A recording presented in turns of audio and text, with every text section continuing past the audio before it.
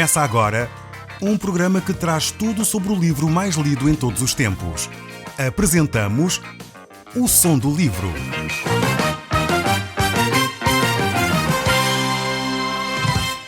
Seja muito bem-vindo. Neste podcast vai encontrar o livro mais conhecido e lido em todo o mundo. Vamos levá-lo numa viagem pela história da humanidade. Este é um audiolivro para si, para a sua família e sociedade em geral. Contextualização e comentários de Paulo Chaveiro. Eu espero sinceramente que você tenha ouvido o último programa, onde fizemos a introdução a este fantástico livro do Novo Testamento, que é o livro de Hebreus. Nós aqui neste livro vamos encontrar algumas referências profundamente incómodas, provavelmente que vão chocar até com a nossa vivência cristã. Alguns vão ficar surpreendidos ao encontrar aqui textos bíblicos tão acutilantes, tão frontais connosco mesmo. Nós, por exemplo, vamos encontrar uma referência interessantíssima que nos vai fazer certamente ficar incomodados, porque se calhar a nossa tradição, o nosso ensino nas nossas comunidades às vezes não tem sido muito em conformidade com este ensino aqui do livro de Hebreus. Por exemplo, um dos ensinos que nós vamos encontrar aqui no livro de Hebreus é que todos nós, como cristãos, somos sacerdotes. Exatamente, você ouviu bem. Somos sacerdotes, todos os cristãos são sacerdotes. Nós estamos habituados a ouvir, talvez nas nossas paróquias, em algumas igrejas, que há uma diferença entre o clero e o povo, entre os sacerdotes e os leigos. Aqui o livro de Hebreus vai dizer que todo aquele que é cristão é um sacerdote de Deus. Aquele que é alguém que se relaciona com Deus tem a possibilidade de entrar no lugar santo dos santos. Além de sacerdote, é sumo sacerdote. Quer dizer, não é só um sacerdote qualquer. É alguém que tem uma relação com Deus profunda ao ponto de poder entrar no lugar santo dos santos. E, de facto, eu sei que este é um conceito revolucionário para muitas pessoas que me estão a ouvir. Eu sei que nós estamos habituados que os sacerdotes normalmente são aqueles que trabalham na igreja, são pagos pela igreja, são pessoas que trabalham a tempo inteiro para uma comunidade religiosa, são os religiosos, não é? Que nós costumamos identificar dessa maneira, mas aqui o livro de Hebreus nos vai mostrar, e a Bíblia nos mostra, não é só o livro de Hebreus, o apóstolo Pedro diz a mesma coisa, que no fundo todo o cristão é um sacerdote, todo o cristão pode e deve relacionar-se com Deus, porque no fundo a ideia de sacerdote qual é? Se por um lado temos o profeta era aquele homem que falava em nome de Deus ao povo, e o sacerdote era aquele que falava em nome do povo a Deus. Então temos estas duas figuras constantemente no Antigo Testamento. Portanto, temos os profetas, que era aquele que verbalizava para o povo aquilo que Deus estava a dizer, e tínhamos o sacerdote, que era alguém que intercedia diante de Deus em nome do povo. O que a Bíblia diz é que você, que é um cristão, eu que sou um cristão, devemos interceder diante de Deus pelos outros. Os pastores, os padres, aqueles que se dizem bispos e outros, não são mais sacerdotes do que um cristão normal. Um cristão normal é um sacerdote aos olhos de Deus. Portanto, você, se é um cristão, pode orar pelo seu vizinho à vontade. Deve orar pelo seu vizinho à vontade, para que ele encontre Cristo. Se você tem uma dificuldade na sua vida, ou a sua família tem uma dificuldade na sua vida, você deve orar pelos seus familiares. Isto não quer dizer que quando há doenças ou quando há dificuldades não se chama liderança para orar. Atenção, o livro de Tiago diz isso também claramente. Se alguém está enfermo, chama os presbíteros e eles vão orar pelo enfermo para que ele cure. Portanto, não confunda as coisas. Portanto, há de facto espaço para todos os cristãos interagirem, mas você tem autoridade para orar. E é isto que eu lhe quero transmitir. Você é um sacerdote de Deus. Por isso mesmo, deve ter essa ousadia de entrar em intimidade com Deus. Não tem que esperar que seja o pastor, ou que seja o padre, ou que seja alguém que venha intervir por si. Você pode desde já começar. E depois, sim, sem dúvida, deve, se a situação não se resolve, comunicar a um grupo de irmãos, que eles orem por si, porque a Bíblia diz onde estão 2 ou 3, Cristo está ali no meio deles. Então há toda essa dinâmica que deve ser implementada, mas você logo pode começar a orar, porque você é um sacerdote. Tão sacerdote como o padre, tão sacerdote como o pastor. Portanto, eu espero que isto fique claro e bem arrumado na sua mente. Agora, isto não quer dizer que não há papéis diferentes dentro da igreja. É verdade, e se olharmos para o livro de Efésios, capítulo 4, vamos ver que Deus chama a liderança para preparar os crentes, os sacerdotes, para o ministério. Portanto, aqueles que habitualmente são chamados de leigos. É por isso que eu não gosto desta expressão, ou desta dicotomia, desta divisão entre sacerdotes e leigos. Todos nós somos sacerdotes, afinal de contas. Há alguns que, de facto, recebem o seu sustento da vida da igreja, porque dedicam todo o seu tempo a isso, e por isso não têm tempo para levantar o seu sustento fora desse ministério. Estão tão envolvidos a preparar os outros sacerdotes para que eles desempenhem bem o seu ministério, e depois há aqueles que de facto têm que levantar o seu sustento, trabalhando fora, envolvendo-se em atividades profissionais, utilizando a sua atividade profissional como um ministério também, para alcançar e ser luz no meio das trevas, ser um bom profissional, ser um bom empresário, e aí viver os princípios cristãos, mostrar no fundo que é possível ser-se um bom empresário honesto, ser-se um empresário competente, dirigir uma empresa que é competitiva com valores cristãos, porque precisamos desses bons testemunhos na nossa sociedade. Ser um empregado fantástico, o melhor empregado que a empresa alguma vez viu. Os cristãos têm que ser isso, pessoas dedicadas, que trabalham, como diz o texto bíblico, como para o Senhor e não para os homens. Então temos aqui este livro de Hebreus que nos vai dar muitas dicas interessantes para o nosso dia-a-dia. Nós vamos encontrar que do capítulo 1 até ao 10 desta epístola, nós vamos ver Cristo como o melhor, portanto, a melhor revelação, a melhor proposta do que a própria lei. A graça é melhor do que a lei. Neste sentido, não é que a lei seja má, a lei não era má, antes pelo contrário, é ela que revela quem nós somos, é ela que põe a nu os nossos pecados, é ela que nos manifesta as nossas falhas, mas a graça de Deus, como diz o apóstolo Paulo aos Romanos, onde abunda o pecado, onde abunda a dificuldade, superabunda a graça de Deus. Então, do capítulo 1 ao 10 vamos encontrar Cristo como melhor do que a lei. Depois do 11 até ao final deste livro, nós veremos que Cristo traz-nos maiores benefícios do que a velha aliança. A nova aliança traz-nos maiores benefícios do que a velha. Como vimos, nós também iremos partir deste princípio, que foi o apóstolo Paulo, para facilitar, que de facto escreveu esta epístola. Como eu disse, não quero entrar aqui muito em controvérsias. Certamente nos seminários, aqueles que estão em seminários poderão desenvolver estes argumentos, talvez até utilizar para fazer uma tese. Aqueles que gostam de escrever, aqueles que gostam de fazer debates teológicos, eu gosto imenso, mas aqui não é o tempo nem o espaço para nós fazermos aqui um debate teológico, porque é que creio que é o apóstolo Paulo, o escritor do livro de Hebreus, sei dos argumentos prós, sei dos argumentos que são menos favoráveis a esta proposta, mas mesmo assim, quando peso os prós e os contras, considero que ainda assim há mais argumentos a favor de que Paulo seja o escritor do livro de Hebreus do que um outro autor. Mas isso não é o mais importante. Eu creio sinceramente que o mais importante é ouvirmos a voz de Deus. Às vezes nós prendemos-nos com estes pormenores, que de facto são pormenores, e deixamos de ouvir a voz de Deus. Foi o escritor de Paulo, ou foi Lucas, foi um outro irmão como Apolo, há quem sugira ainda isto, e não está necessariamente errado, portanto, e ficamos neste debate, gastamos tempo. O apóstolo Paulo, a certa altura, ele diz: não gastem o vosso tempo com vãs genealogias, com vãs discussões que não conduzem a nada. De facto, dediquem-se à piedade, e eu creio que é aqui que nós temos que centrar a nossa atenção.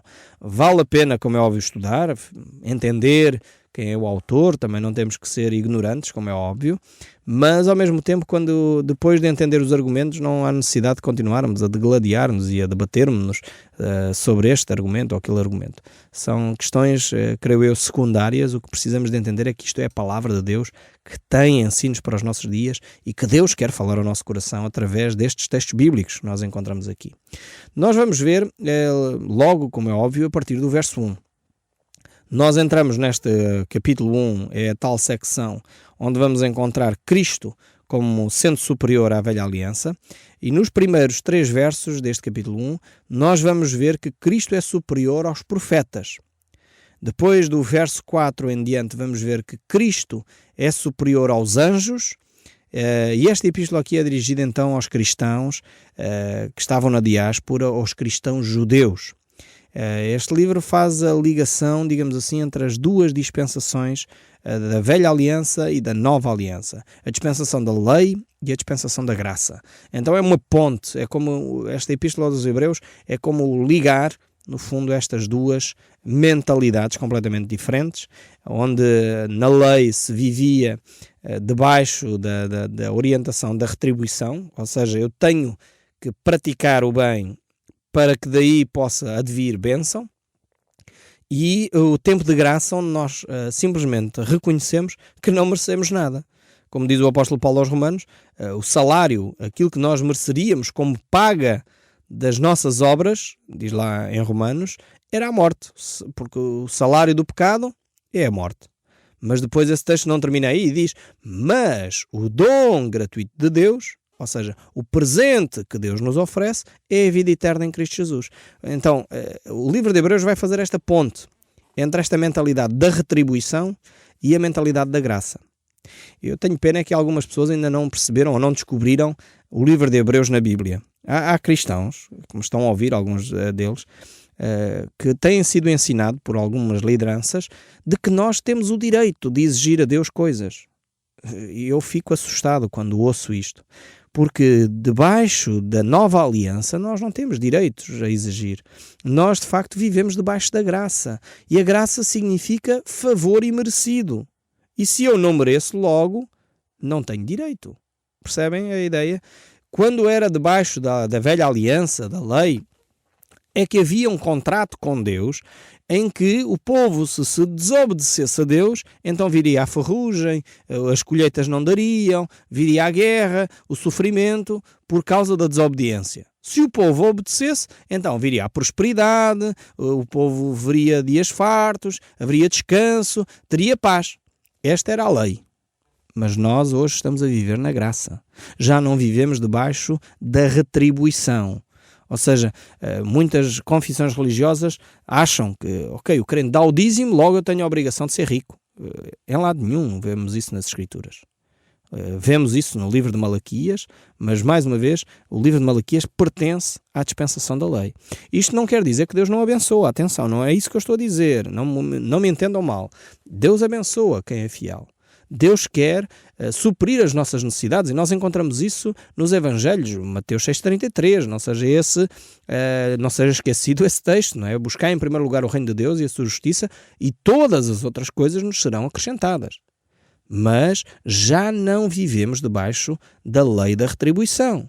Não confundam as coisas. Eu gostaria de que isto ficasse muito claro, porque esta mentalidade, não ficando bem esclarecida, muitas vezes entra-se em exageros daquilo que Deus não disse. E depois, a pessoa até deu o dízimo, a pessoa até deu as ofertas, e depois, infelizmente, há pessoas que se aproveitam disso, não é?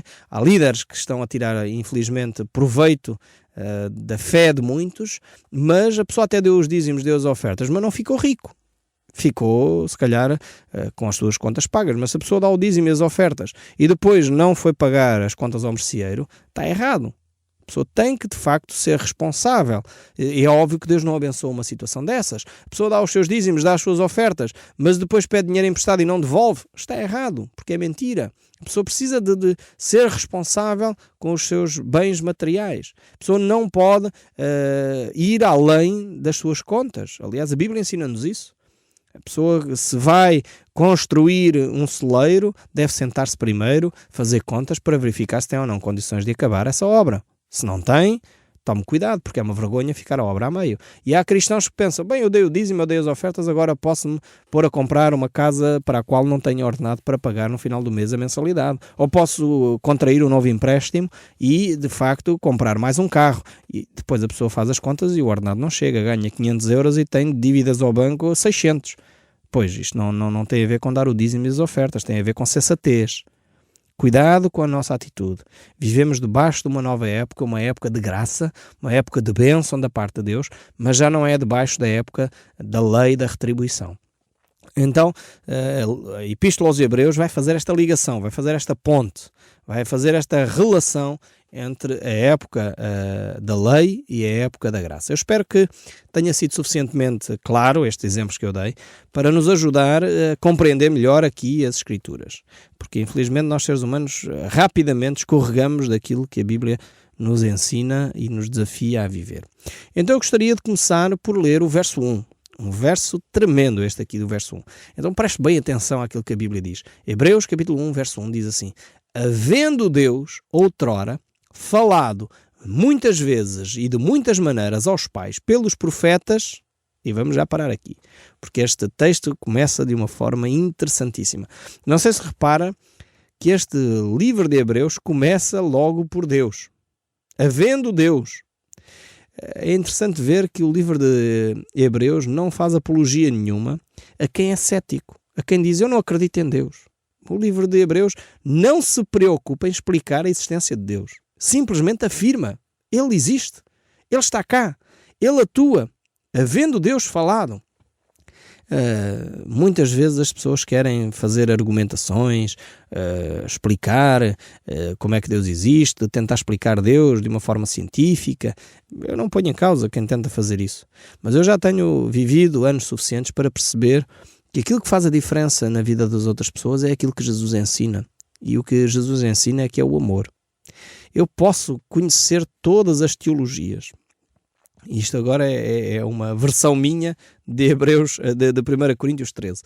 Eu posso conhecer todas as teologias do mundo, mas se não tiver amor, de nada me serve. E infelizmente tenho notado isso na minha própria caminhada com Deus. Houve uma altura, enfim, fiz o seminário, tenho estudos teológicos, bacharel em teologia, fiz parte de direção de programas e de escolas bíblicas, etc., em algumas áreas específicas, e a certa altura achava que poderia convencer as pessoas pela minha argumentação, porque afinal de contas tenho algum conhecimento teológico, tenho alguma formação teológica, mas já percebi que o que faz a diferença na vida das pessoas é o amor.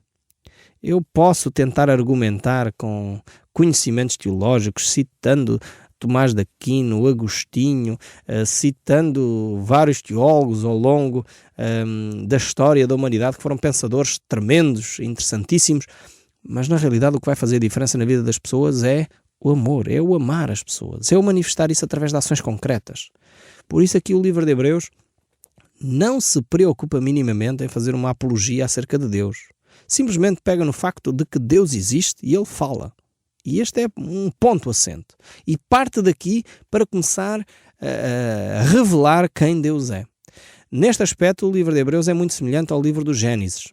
Não sei se já reparou que o livro do Gênesis não se preocupa minimamente em explicar como Deus surge, ou explicar a existência de Deus, ou o que é que acontece para que Deus de repente esteja lá. Aliás, se de alguma forma o livro do Gênesis explicasse a existência de Deus, significava que teria alguém ter formado Deus. Ele parte e assume que Deus existe, ponto final, parágrafo. E é isto que incomoda muitas vezes as pessoas. É assim que incomoda aqueles que tentam desenvolver teorias evolucionistas, porque chegam a um ponto e não encontram forma de dar a resposta a determinadas perguntas sem que Deus exista. A criação sem Deus, de facto, é uma grande confusão. A evolução, sem nós percebermos que há um Criador por detrás, tem mais perguntas do que respostas. E depois inventam-se teses mirabolantes. De facto, porque não se encontra em Deus a resposta, a pessoa tem que justificar a sua teoria, e a sua teoria levanta mais perguntas do que respostas. Se as pessoas percebessem que Deus criou, e Deus está lá, e Deus é por Ele que subsiste todas as coisas, seria muito mais simples. Então o livro de Hebreus parte deste princípio. Havendo Deus, outrora falado. Então este texto bíblico aqui vai-nos manifestar que Deus é um Deus ativo. É um Deus que fala. É um Deus que não está parado no tempo. Um Deus que não se ausentou. É um Deus que não está distante. E este conceito de Deus distante, de um Deus que se ausentou da história, tem impregnado a nossa cultura. Aliás, Nietzsche, o famoso filósofo, tentou matar Deus, não é? A certa altura, lá nas suas filosofias, ele diz: Deus está morto. E ele pensou que, pela uma afirmação dele, estaria resolvido o problema. É verdade que influenciou uma geração com esta sua afirmação, porque era de facto ao mesmo tempo não só uma afirmação filosófica, mas era uma afirmação que estava relacionada com o dia-a-dia das pessoas. As pessoas, de facto, tinham querido retirar Deus do seu dia-a-dia, da sua vivência diária. E nesse sentido, Nietzsche só faz a afirmação de que Deus está morto. Só que, entretanto, Nietzsche morreu e Deus continua, não é? Quem afinal está morto é Nietzsche. Deus existe e Ele fala de uma forma ativa, Ele fala na Bíblia de várias formas, e é isso que o autor de Hebreus começa por dizer. Ele no passado falou de muitas maneiras. Ele falou através de linguagem poética, ele falou, que temos os Salmos, ele falou através de uma linguagem histórica, temos o livro de 1 Samuel, 2 Samuel, Reis, temos o livro de Ruth. Ele falou de muitas maneiras no passado. Ele falou, inclusive, como diz aqui, aos pais. E quem são estes pais? Essa é outra pergunta que nós temos que fazer. Quem são os pais aqui? Estamos a falar pessoas com uma mentalidade hebraica e nós temos que entender esta mentalidade hebraica. Então, o autor de Hebreus diz que no passado Deus falou aos pais. E aos pais aqui ele está a falar de Abraão, Isaac, Jacó, está a referir-se a estes homens que foram marcos históricos na nação de Israel. Está a falar de Moisés, Josué, Davi, Isaías. Portanto, falou aos pais pelos profetas. Deus é um Deus que age, é um Deus que não fica calado, Deus é um Deus que se preocupa connosco, Deus é um Deus que interage com o homem. E então esta é a revelação que nós vamos encontrar aqui. E os profetas tinham esta função específica de colocar por palavras aquilo que era a vontade de Deus. Como eu já disse no último programa, os sacerdotes levavam as preocupações do povo a Deus e os profetas traziam as preocupações, entre aspas aqui, as preocupações de Deus ao povo. Portanto, 90% das profecias são verbalização da palavra de Deus. 10% seria evidência, falar sobre o futuro. E muitas vezes nós confundimos e pensamos que o profeta é aquele que fala sobre o futuro. Não. A maior parte das profecias são a reafirmar os princípios bíblicos. Então, os profetas falaram aos pais no passado de muitas maneiras. Mas vejamos ainda o verso 2. E diz, nestes últimos dias nos falou pelo Filho, a quem constituiu herdeiro de todas as coisas, pelo qual também fez o universo. O Som do Livro, uma produção da Rádio Transmundial de Portugal.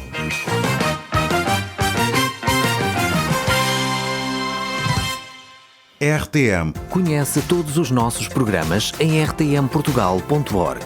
Uma produção da Rádio Transmundial de Portugal.